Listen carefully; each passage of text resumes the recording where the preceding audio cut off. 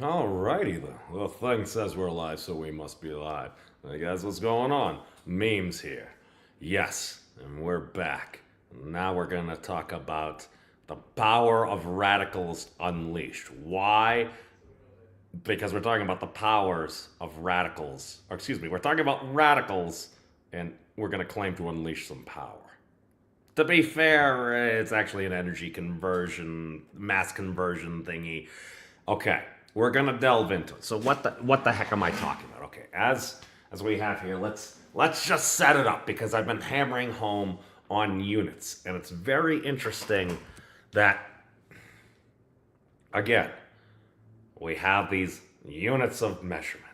Originally, again, the meter was basically the length from the North Pole to the equator and everything, basically about 10,000 kilometers and stuff. That seems pretty arbitrary. It's like, all right, and the second, literally an earthly convenience. Why? It took about 24 hours to go around. For the Earth to spin around, give or take maybe about a minute-ish. And so if you can have a second, 60 seconds in a minute, 60 minutes in an hour, and then we can roll. Again, it was a convenience. It helped us set some standards of AKA weights and measures. Okay, and then we had the kilogram, which was originally a liter of water. It's a very interesting thing. And then eventually became that hunk of iridium that was under all these things in Paris and everything. How could these things be coherent? Okay. So ultimately, in order for there to be coherence, you need to connect it to something. A lot of times in mathematics, you'll have like a constant. What's a constant? Pi. What is pi? Pi is it's the ratio constant for a circle. Certainly. Okay. Boom. Pi. You can either do your diameter, so your d times. Oh God, that marker's terrible. Apologize. Let me go grab some more markers. Okay.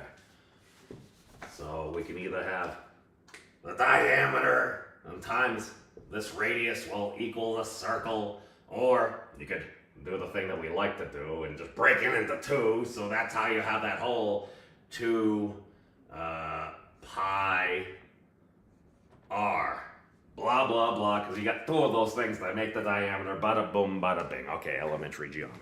Okay. The funny thing is, I'm gonna give a shout out to Casey here, is a lot of this stuff is actually gonna kind of come down to the Pythagorean theorem. Why? We're talking about radicals. What is a radical? It's that little square root thingy that always scared math students, or at least it scared me. As soon as we get to the 7th grade, it's like, there's the quadratic formula. Why? It helps you solve for these things. And you're like, why am I ever going to use this?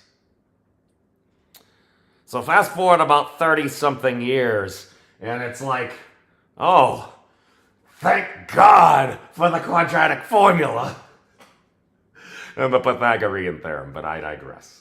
So why are we actually talking about this? Okay, we got this radical. What is that? That's a square root. Okay, so we've covered a circle. Got our little circle here. All right. You get the square root of something. Well, what happens when you square something? Let's say we do 1 and we square it. If we had a little box, okay, we had 1, 1, 1, 1. Okay, well, 1 times 1 is 1. That's going to be an area. All right, and then you want to take the square root of 1. Well, a squared plus b squared equals c squared. All right. So, what is it? 1 plus, wait a second, did I just break that? Wait a second, no. A squared plus b squared, blah, blah, blah, blah. Why did I just break my brain? It's 1. Square root of 1 is 1. Hold on. Is this why Casey had a brain fart all of a sudden? Hold on a second. Square root 1 squared plus blah blah blah plus 1 is the square root of 2. Oh yes, it is the Pythagorean theorem. I'm confusing myself. Yeah, it ends at a root 2. Derp. I was confusing myself with so many other things. I'm like, wait a second. It's supposed to be going through this. All right, that's 2. So it ends up being root 2, and I think it was, legend has it, Hippasus of Metapontum died for root 2. Apparently, allegedly some Pythagoreans ended up leaving him out at sea or something. Okay, so let's just build from that as I regain what the heck am I talking about. All right, so let's just do it 2. This makes it easier, because if you have your unit, whatever your unit 1 is, let's do this. So we'll explain it easier. We do a length of 2. You got a line, boom, boom. We got some squares, all right, boom. All right, so if each of these is 1, 1, 1, 1, 1, 1, throw our 1s everywhere, okay. That ends up meaning these are all 2, okay. Pythagorean theorem, a squared plus b squared, all right. So that's gonna be 4, that's gonna be 4, all right. So then you're gonna have the square root of that, all right. So it's gonna be like 2 square roots of 2, all right. So, AKA it's gonna be the square root of 8, which is 2 square roots of 2. So let's actually, feel free to, actually don't trust me, please verify. That's very important for stuff. All right, let's go over here. Go over to this window. All right, so if we got 2 squared is 4, plus 4 equals 8. We take the square root of the whole dang thing. Because we can, we're gonna get the square root of 8 is 2 square roots of 2. Bada boom, but see, I can eventually start to learn. I'm like a broken LLM, generally scraping and putting together fragments of different stuff. Okay. So, first off, welcome to everybody who's joining now and temporally in the future. I see you there, Jax. Yes. All it is just very basic things. Dude, it scared me off for years. That's the thing. It's like, because if you don't understand something, and even Stephen Wolfram has kind of brought this up, it's like, well, what if we're going to make math or learning more interesting? Maybe we could talk about Pokemon. He's like, I have no idea how we would do something like that. I'm like, if you've ever played Pokemon or the Pokemon card game or something, there's this thing called type advantage. What does it do? I don't actually know what it does in Pokemon. I think it's like that whole super effective thing where generally in a lot of other games, you'll usually have like 5 bases or X number of bases, something like that. It's the whole reason why if you were trying to catch a Mewtwo back in the day, if you didn't have like a couple of the legendary Pokemon, you'd want really high, strong ghost Pokemon because ghost type have advantage versus psychic type. So if, hypothetically, at least within Dokkan Battle, you got a 50% attack advantage and then a 50% damage reduction. Hence, you're stronger than you would normally be because there's an advantage in there. Okay. I mean, that's how I would look at it if you were going to try to teach something like that. Now, as far as any of this goes, okay. So why am I talking about roots and stuff like that? Because these roots might be able to tell us a little bit more about what's going on. Why am I saying this? Well, at least one of the things I learned from Thad, from all the different constants in nature, from all the different dimensionality and everything, you can boil it down to 5. I prefer to refer to them as Platonic dimensions of measure. Okay. Why do I say it? Well, it's 5 like the Platonic solids. And one, that gets people's minds a-jogging. I'm not going full sacred geometry or anything like that. I mean, I've seen some pretty shapes, but it's as soon as you're like, this is pretty, therefore it explains everything. You're going to need a bit more of a connection for at least me personally. I'm not saying it's not the answer. I don't have the answers, but I'm seeking to be less wrong. Okay. Hey, Rick. Actually, to be fair, part of this talk was inspired by our discussion from about a week or so ago with Rick. So if you want to check that out, that is listed within last week's live streams over there. So what are we going to talk about? Because within our 5 Platonic dimensions of measure, you can boil it down to time, space, charge, mass, and temperature. Because when those 5 bases combine, not only do we help get Voltron, but you can also dimensionally recreate the constants of nature from those 5 basic dimensions.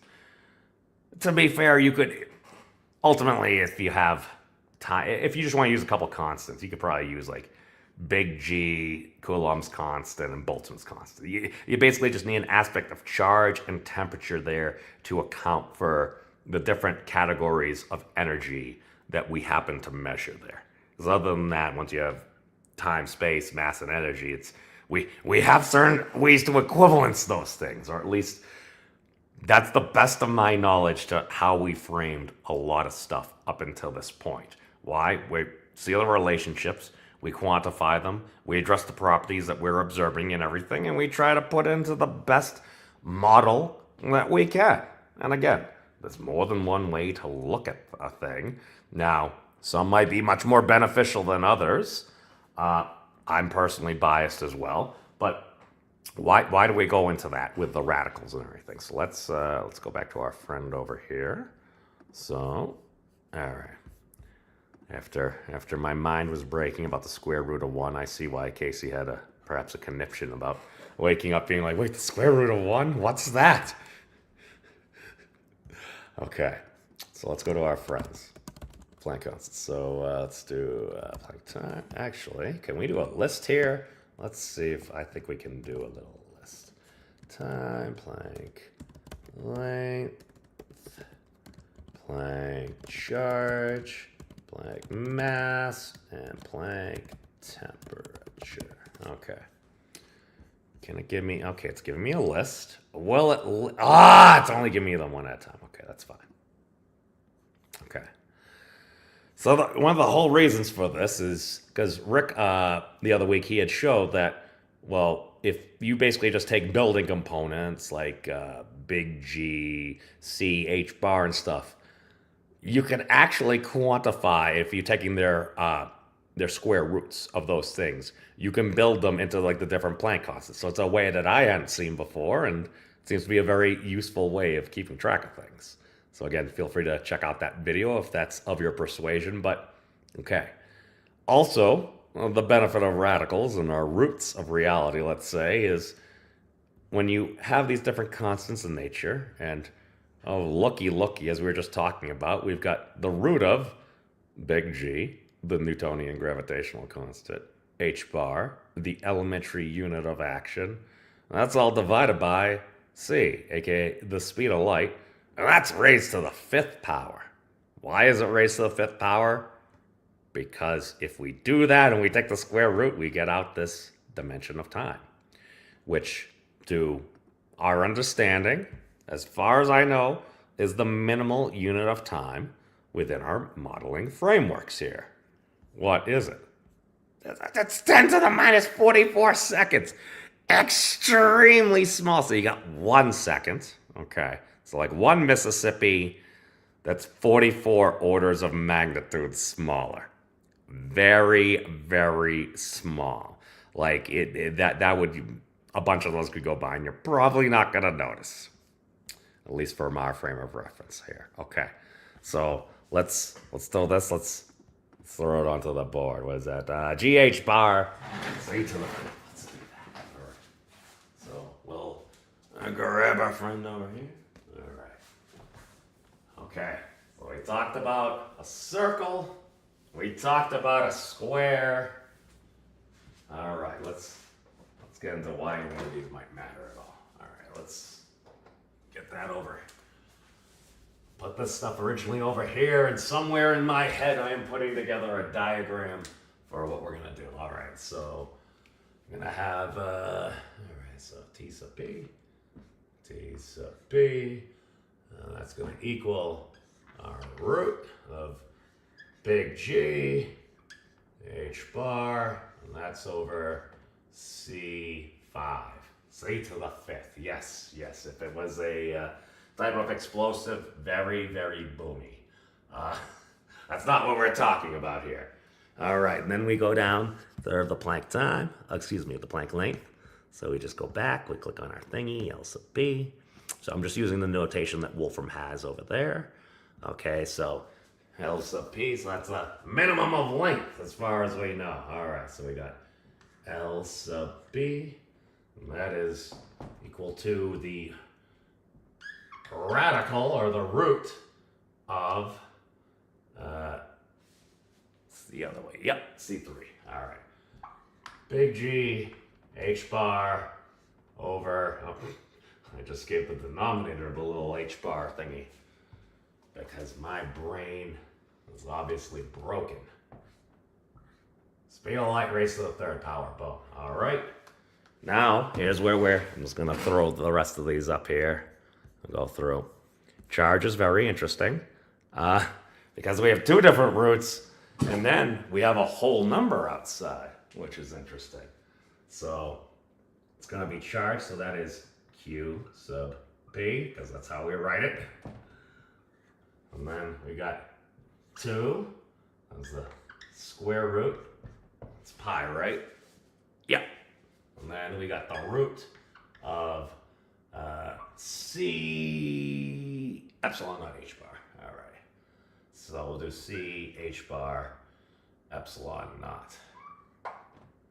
The electric constant. All right. We got that there. And we got our last two, which are going to be mass and temperature. So mass is interesting because it's just the root of C and H and big G, and this is actually making a lot more sense to me now after having some previous conversations. Pardon? All right, so we've got M sub P, so we have the Planck mass, M sub P, and that is equal to a radical of, I do H bar, C divided by Newtonian gravitational constant big G. We got like temperature, so big T sub P, and that's going to be equal to the square root of, it is speed of light to the 5th divided by, there's a Boltzmann constant, I think it's G squared or H bar squared there. Let me just double check. Oh, no, I totally had that wrong. No, it's C5 H bar, big G, K G. Excuse me, K. So it is R. So it's H bar. So minimum of action, so H bar. Speed of light to the 5th divided by big G, Boltzmann constant squared. Big G, and then we got small k sub b, and that's all squared. Okay. So the whole point is if you combine these constants in different ways and you take the square root, aka the radical of these things, you get these elementary units of magnitude. Okay, given our coherent system, because that's the whole point, is once you have a coherent system, that whole F equals ma, so once you have something that helps you equate force to mass times acceleration, given that framework, we're using what they call it, like the second derivative of time. It's the change in this, because if you have motion, okay, you have a momentum. If you have a direction, you've got a momentum vector there. I'm not sure if that's the right terminology, but the vector has, or you have a velocity, you have an inherent direction. Now, what happens if you accelerate? Now you're measuring a difference, because now you're increasing. So not only are you traveling, you're traveling at an increasing rate. So now, that gives us the ability so we can start to do calculus and all those magical things there. All right. And again, apparently you could set it equal, like that whole acceleration is just the second derivative, aka square time, if it's in the denominator there. Again, mathematicians, don't leave me alone. I don't realize some technicalities there. But the big thing is you could do it by the third power. We could base it all on the jerk. So we could be deriving the jerk. People are like, what the heck is he talking about? Well, because if you do the whole, so we'll do meter. So we have a unit of length, divide by seconds. So if we divide by seconds, what do we get? A length divided by time, we get a speed. Or velocity if we have a direction, what if we square it? Meter So at this point, we're now accelerating. All right. We have derived acceleration, my friends. So we take it to the third power. We've derived the jerk, my friends.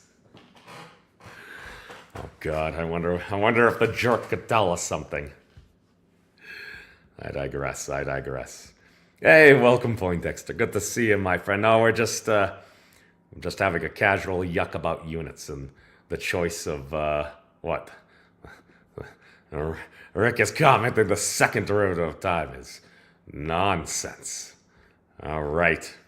Well, I think good old Isaac Newton was like, oh, well, this seems to work. Might there be some better frameworks? It wouldn't surprise me. But as far as we know, that is how we've derived things, because at that point, if you're going to have a coherent system, let's pull this down. If you're going to have that whole coherent system, let's do this. Put our little key over here of what we need. The key of what we need is, and again, you'll hear different folks say this, and I've heard, I think it was Professor Carroll that said this. It's like, oh, once you have F equals ma, you can derive all of physics. And again, insert your personal caveats and everything there. But the whole, once you have force, so F equals mass times acceleration, m times a, okay? So then that can give you a force, and then you can have energy, which equals force times distance, okay? So you've got a force, and that force is able to move something a distance. Now you got energy. Coincidentally, it also gives you the extra dimension that changes force into energy, because it goes into the numerator. All right. If you want some more stuff on that, it was covered in I think last Friday's live stream. The the unreasonable effectiveness of SI, and then once you got energy, you get power. You get big P. And that's equal to energy. And then you're going to divide it by time, a unit of time. So that equals its energy per, and within a system, seconds. And that's what power is. And then once you have this basis, you can have stuff set up. You can then have a coherent system of units where then you basically don't need other constant base conversion factors and stuff, because that whole E equals mc squared. Let's just do this one real quick thing. Again, don't trust me. Feel free to verify. So let's do the mass energy E equals mc squared. So let's do blank mass multiplied by c squared. Okay. So we're gonna get bada boom, bada bing. Oh look, we've got the Planck energy. All right, because we have a maximum unit mass of the Planck mass, the limit of mass, because if you cram any more mass or energy of that into a Planck volume, you're gonna initiate a black hole. So that seems to be a limit. Okay, now we have the Planck mass, and if we've noticed, the Planck mass is right there. Okay, so since the Planck mass is right there, that's essentially a reflection of a root of reality, let's say. Cool. All right. So why am I saying this? Because right now, c squared is our constant. As far as we know, the speed of light in a vacuum, aka no true vacuum, whatever you want to say, has a unit, dimensional unit of the maximum one of speed. And we're squaring it here. Okay. So what is the speed of light? Oh, well, let's look. Let's go to the unit. C is a speed. It's length divided by time. That means, my friends, we can just go back to this. We can just do a length, so Planck length. So the minimum of length divided by the Planck time, the minimum of time. We square that whole dang thing. Bada boom, bada bing. Oh, look, we got the Planck energy again. So that's the whole conceptualization behind this, is that once you have... let's move right to the center here. All right, so once we have... that guy. So once we have force equals mass times acceleration, basically mass, we just use a unit Planck mass. Okay. And then acceleration is just a length divided by time squared because it's acceleration. So all we would do is we can take that mass, we divide it by the length, and we just need to move that little exponential thingy to time because it's only, we're measuring the acceleration, so we just need one direction there. Unless you want to do the gravitational thing, and then we're trying to keep it simple here. Okay. So we've got a Planck mass, that's our mass, times acceleration. All right, length divided by time squared. That gives us the Planck force. All right, so we've got force.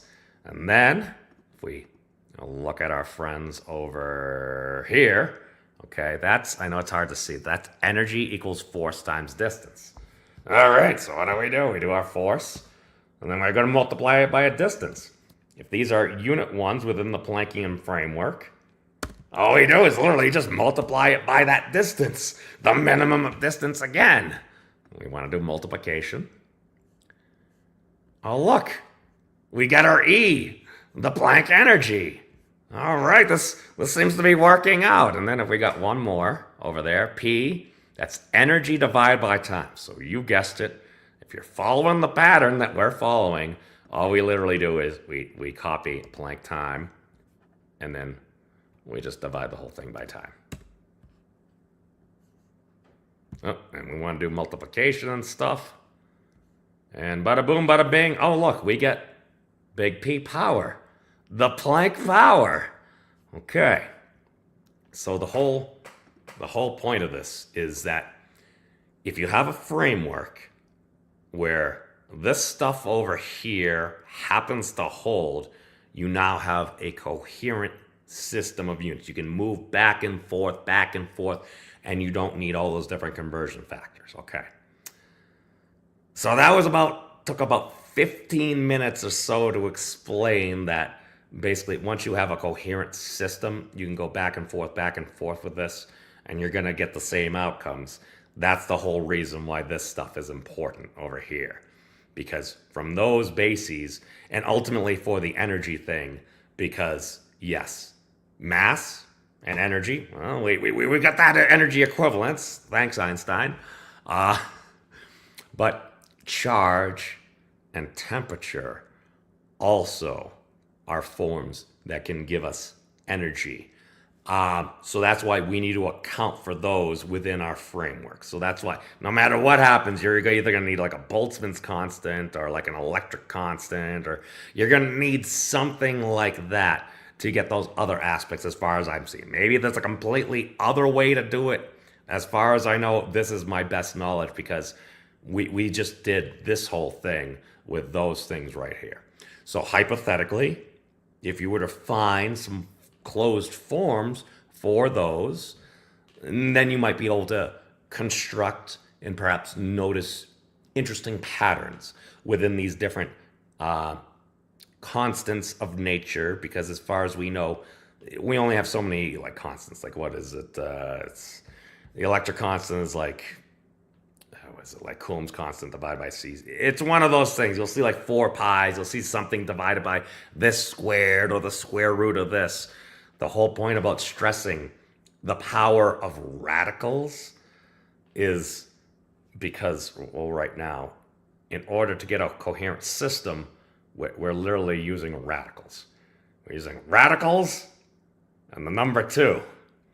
I kind of feel like this is like a Science-y Sesame Street episode or something. This has been brought to you by the whole number 2. But I digress. Hey, Maria, good to see you. I'm planning on stopping by the Toronto area beginning of June right now. Still got some car repairs going on, and it's a long story, but yeah, hope to catch up with you if you're around. All right, where are we at? I'm sorry, I've been ignoring my chat. I'm such a terrible person.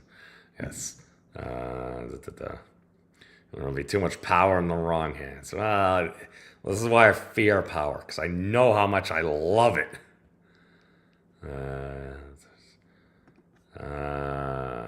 Rick is saying that we need to find times in terms of something else. Well, I mean, if we could do that, that would seem pretty dang fundamental. I look forward to what we find out. Yeah, exactly. With great power comes a great response. I would modify that. Maybe it was from the 90s Spider-Man cartoon, or maybe it was from the Tobey Maguire original movie.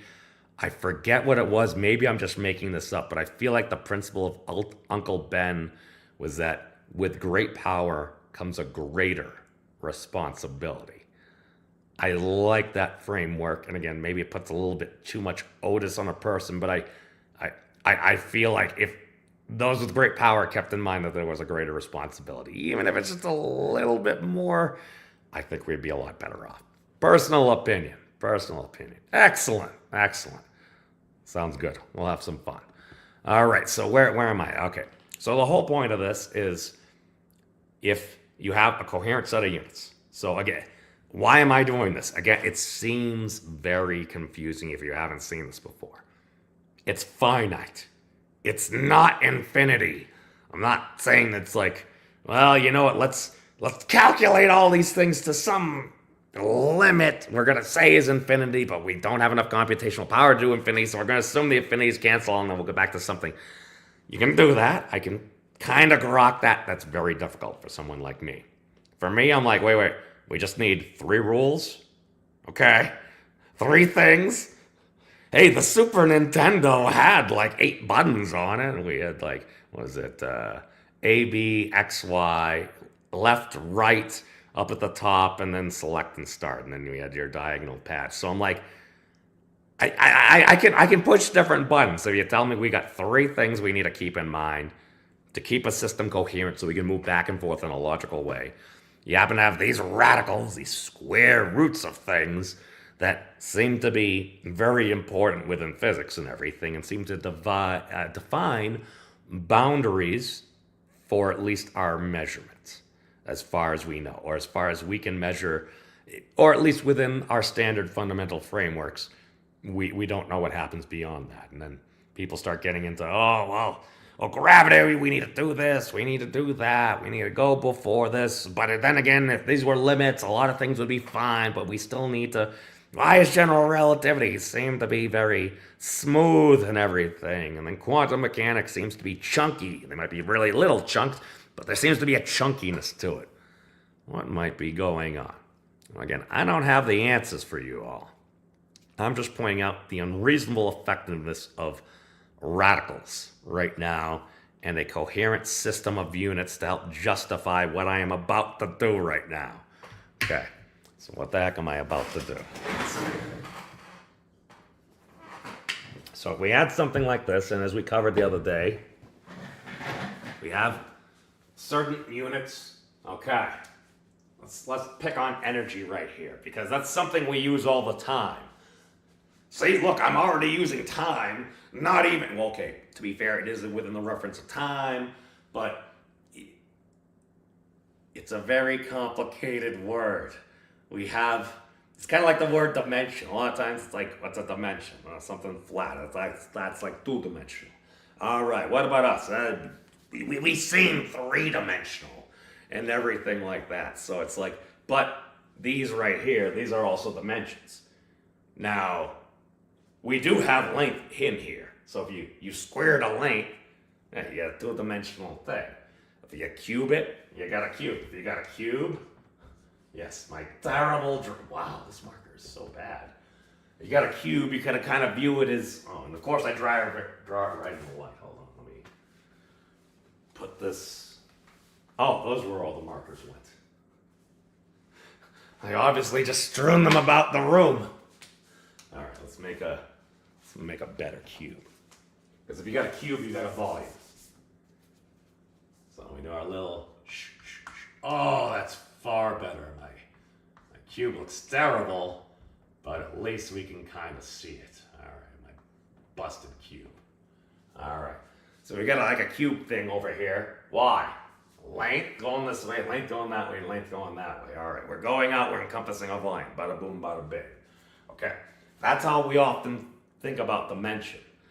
But I like calling these the 5 Platonic dimensions of measure, because from all our fancy measurements throughout millennia that we've worked so hard to get all these measurements to try to figure out what's going on, we can boil them down to 5.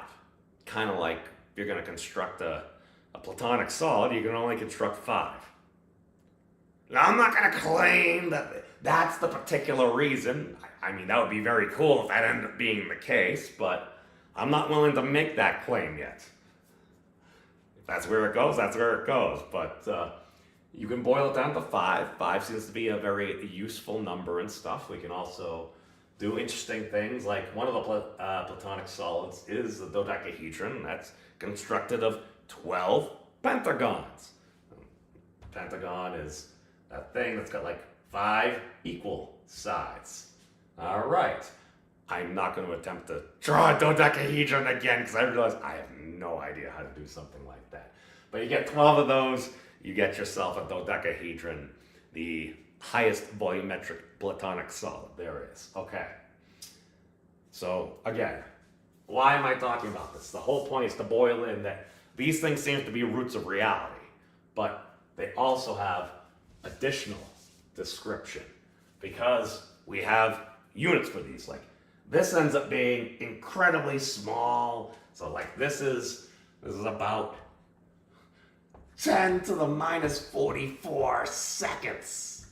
Okay, and that's, I'm not gonna list the dimensions yet because seconds is a dimension.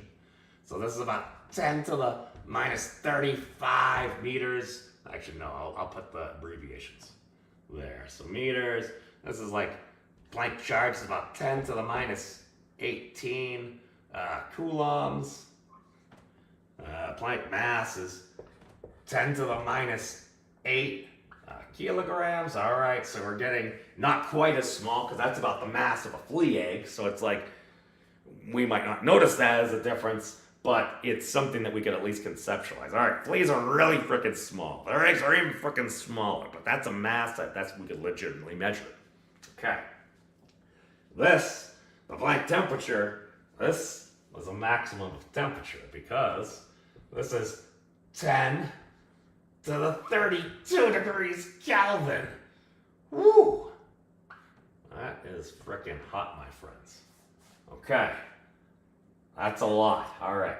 So this length, we understand that as a dimension. If we're going to be in our 3 dimensions of space plus 1 of time to our knowledge here, these dimensions have units because this is time expressed in seconds. So it's dimension, measure. So our dimension of measure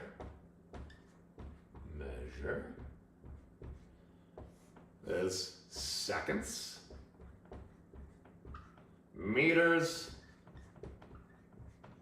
coulombs, kilograms,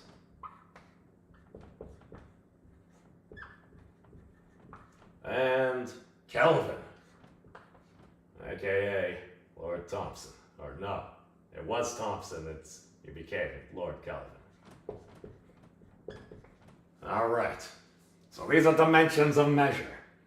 What's it mean? These are the ones of the system. 10 to the minus 44 what? Seconds, aka 1 Mississippi. If you divide that into about 10 to the minus 44, that's like, hold on, wait, we can do this. Billion, trillion, we're gonna need 3 trillions. That's gonna get us up to 36, and then we're gonna need 100 million. All right, so it's 100 million trillion-ish pieces of a second. You'd have to divide it up that many times. Oh yeah, it's also like a 5 there. I digress. Okay. So very small, but it's referenced by our second, aka about 1 Mississippi. Okay. A length, a meter. What's that? That's about a pace. It's about a pace, maybe a pirate's pace. You want to do the big paces and everything. All right, so that's 1 meter. What's the minimum unit? It's about a trillion times smaller than that.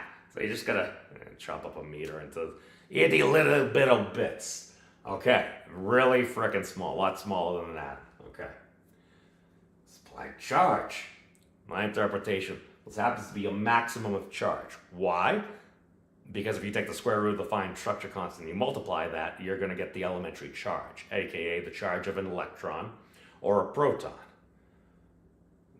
I mean, you don't hear it always expressed as that because maybe it's not as sexy as that whole 1 over 137.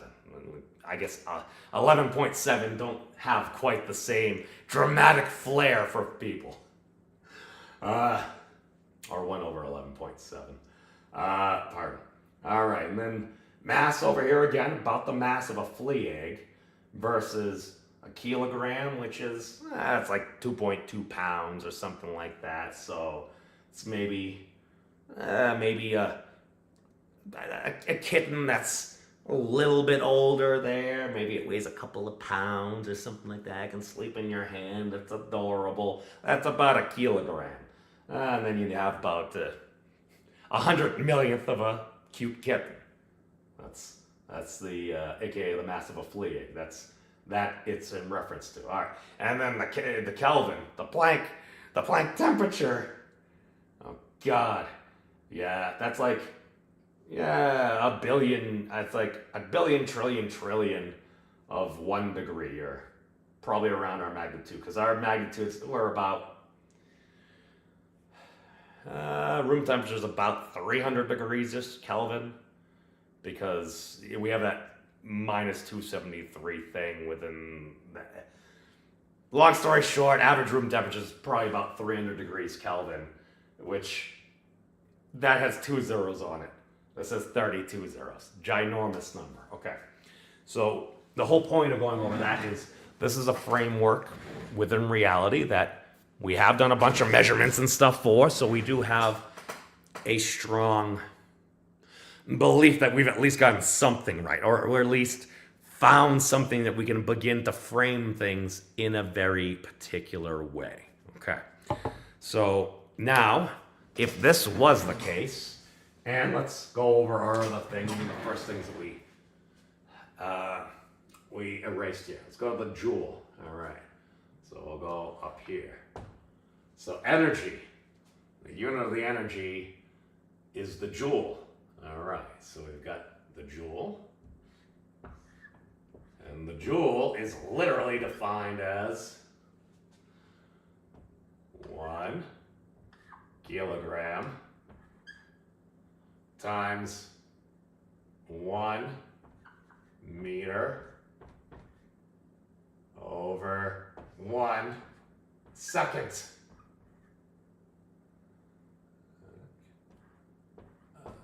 There we go. And that 1 meter divided by 1 second, that's all squared. Okay. And that gives us the unit of 1 joule. Okay.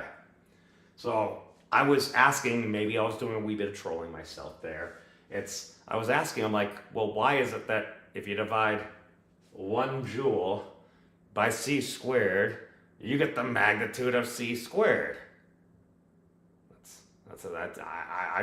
I apologize. It was a bit of a circular logic question there. It's like, well, the speed of light at like about 300 million meters per second, that maximum of speed is defined in meters per second.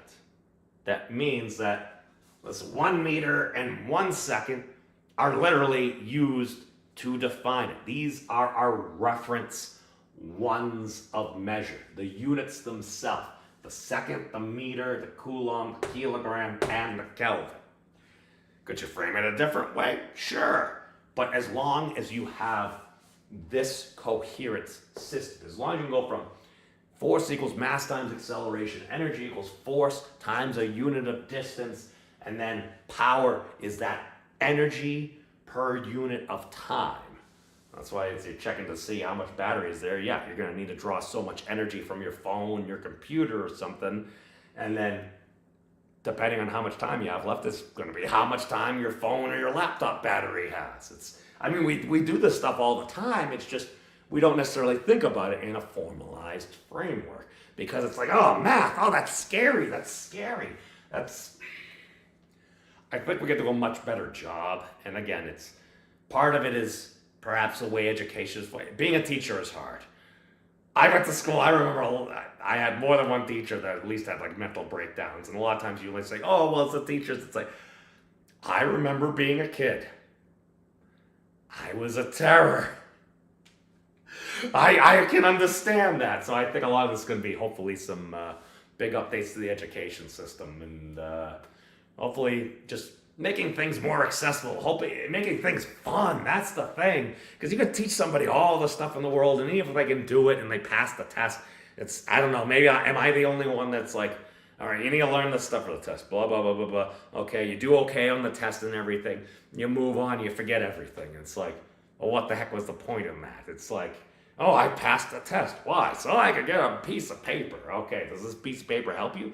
Hopefully it does. That's what we've been told for years and everything. I'm sorry. I'm going on to a rant here, but the whole point is that these constants of nature we have, whether it's the speed of light, whether it's an elementary unit of action, whether it's the Newtonian gravitational constant, Boltzmann's, these things are set up within a coherent system. Is that once you have these bases that you can go back and forth with in this framework, that we have a coherent system of units, might we be able to use it and literally be like, all right, humanity has done really well.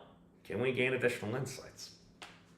Okay, so right over here, we have the joule. And let me set this because this is how it's defined. It is equal to 1 kilogram times 1 meter divided by 1 second. That whole dang thing is squared. Okay, so we have our 1 of energy. Okay, so if we have that, could we do something fun with it? All right. So again, this is going to be some catch up for some other folks, and not always the high fructose delicious kind.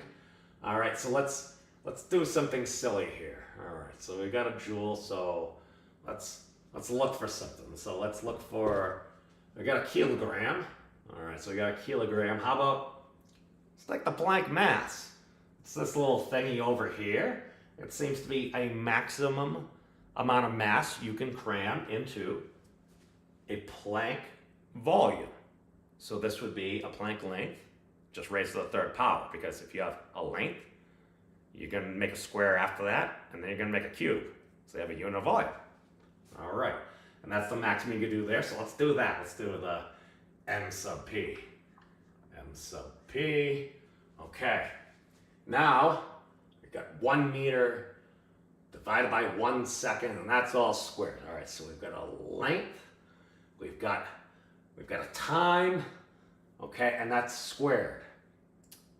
So what if we took a similar framework, and since it's about the radical powers being unleashed, okay, let's do just that. So we got a length, we got a time, we got an exponent, so we got that squared. Well, what if we took some other components rather than a length? Let's see what we got in our building blocks. Oh, look. H bar, the elementary unit of action.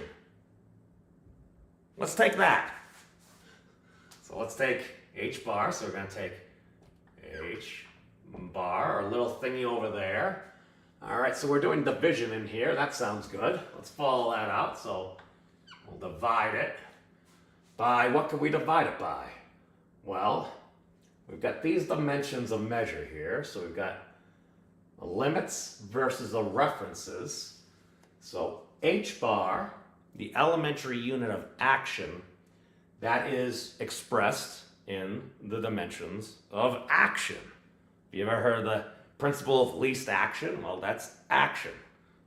What is that? It's energy times time. So basically, you got some energy, and then it's doing some stuff over a unit of time. So you got some energy, so if you're going to fire off your Kamehameha wave or something, it's going to... Okay, that's not a... Okay, I'm going into some different things. Maybe that would be power because there's a distance in there. So basically, it's energy acting over time. All right, that is your action. Now, the unit of energy is the joule. Okay, so we have the joule. So how about this? The joule per second. Joule second. That's its dimension. So we're going to do big J, small s. I'm going to take this whole thing, and then, well, rather than raising it to the second power, let's do that whole square root thing. And I realize I wedged the Planck mass in there. I apologize. Let me write this in a more succinct notation. All right, so we got m sub b, the Planck mass, and then let's just do the radical of h bar divided by the joule second. So, wait a second, this is different. Yes, it is. We're taking a mass and a mass. Rather than taking a length, we're taking the elementary unit of action. We're dividing it by the reference of action, the joule second. And then kind of like over here, we're taking the radical of that. We're taking the square root. Why? Because if you have a dimensional thing divided by the same dimensional thing, you're going to get a dimensionless thing. And then when you get a dimensionless thing and you multiply by a dimensionful thing like mass, you're going to get out, well, in this case, I claim you get out the mass of the Higgs boson, m sub big H over there. Okay. Now, this, some folks might say, oh, okay, that makes sense, but if you spent time learning like modern physics and stuff like that, this shouldn't make sense. Why shouldn't this make sense? Because, well, there's no way to calculate the mass of the Higgs boson, aside from going through these intervals of trying to account for all this energy, going out to infinity and trying to cancel it out and everything. There does not exist a succinct way to calculate the mass of the Higgs boson. Now, I'm not going to say, I'm claiming that's going to equal the mass of the Higgs boson. Why? Because it originally matched by like 3 significant digits, and then CMS's, CERN CMS project, the compact muon solenoid, actually released a paper, I think about the past month or so ago, and they had a current recommended measurement or calculated mass of the Higgs, and that was at, so all right, so we got measurement, we'll do it over here. It's our little box, so measurement, prediction, because that's what we want to do. We want to predict things. Why? Because it makes us feel like, I don't know, we're oracles or something. It's wizards. Who knows? So, according to CMS, I'll put them in here. CMS, they actually won the Breakthrough Prize recently. I would say well deserved. And they came back with a measurement of 125.38 GeV. That's giga electron volts. So roughly, it's about 125, 130-ish protons. That's basically the mass equivalence there. Okay. All right. According to this prediction, if we took it for what it's worth and we take all the numbers from CODATA and everything, we plug them in here, you're going to get out a mass, and again, this is expressed in energy equivalence just because it's easier for me to remember. You get a prediction of 125.376 with an error of 2 in the last digit, meaning this 125.376 could be 0.378, could be 0.374 GeV, and that puts us difference of 4 mega electron volts. MeV. The reason that's interesting is these are giga. Now, for those of you that learned your exponential prefaces from Final Fantasy VII like me, when you summoned Bahamut, his attack was called Mega Flare. When you summoned Neo Bahamut, it was Giga Flare. When you summoned Bahamut Zero, it was Terra Flare. So Mega, Giga, and Terra. That was how I learned it personally. But all you need to know is it's 1,000 difference. So this giga electron volt is actually 1,000 mega electron volts. Because the difference here, we match up through the 5th digit over here. And actually we need to go to the 6th digit and it would be 4. So that would mean we got tenths, hundredths, thousandth place. So right now the current CMS measurement is within 4 mega electron volts, aka 2 standard deviations of our prediction. So again, doesn't mean it's true, but cautiously optimistic that maybe there's some there. Especially when you have folks that are making videos saying, nobody knows how to do this or something. It's like, just because something isn't within like the main core of the literature doesn't mean somebody hasn't figured out something before. I mean, was it like Feynman or some of these other mathematicians where it's like you're going through their old notes? It's like, wait a second, this wasn't discovered until like 100 years later. It's like somebody looked at it like, well, isn't that obvious? So they didn't even think to like write it down or try to submit it for publishing or something like that. So it's like, I just find it interesting if I happen to be a dude that spends a lot of time on the internet. And all of a sudden, it's like, come across something that's like, nobody knows why this is the case. It's like, okay, it might be totally wrong, but it's at least a proposed explanation that happens to match the current measurement data pretty dang well. So, and the only reason any of this would work, in a lot of the feedback I've gotten, and I know Thad's gotten some of this from other folks, is, well, if this were to be true, that would mean that there would need to be something fundamentally significant about our dimensions of measure, whether it's the meter, the kilogram, the coulomb, the Kelvin, the joule second, the Newton meter. I claim there are reference ones for the system, and especially since the 2018-2019 update to SI, where these things are tuned to them. And again, it's cesium. We got like we got about 10 significant digits and stuff like that. The Planck time is 10 to the minus 44 seconds. We're gonna need, we're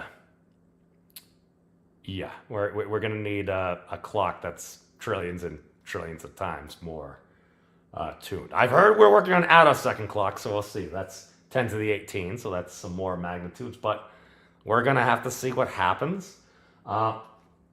So basically the claim is that once we have a coherent system, we have the ability to meet these 3 rules. And again, you can trust if you want, but please verify once you have this back and forth.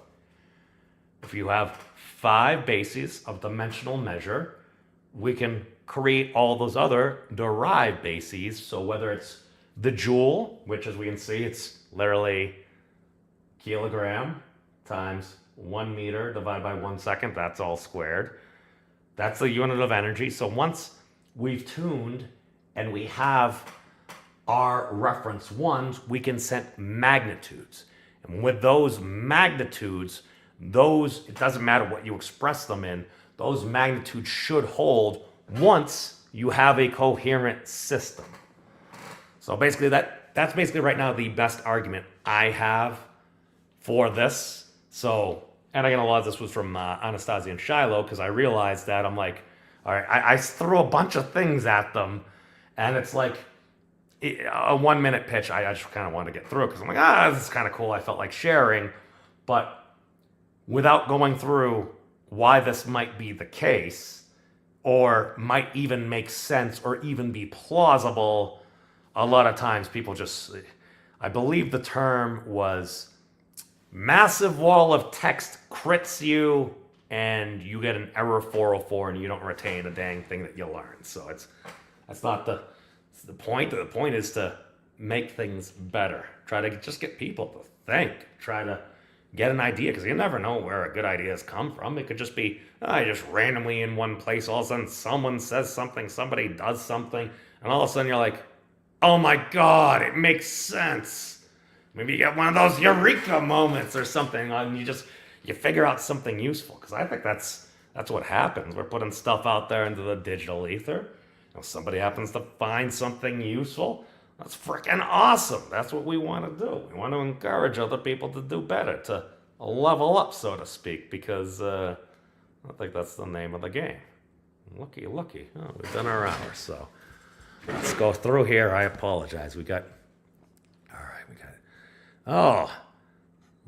we got Sing here.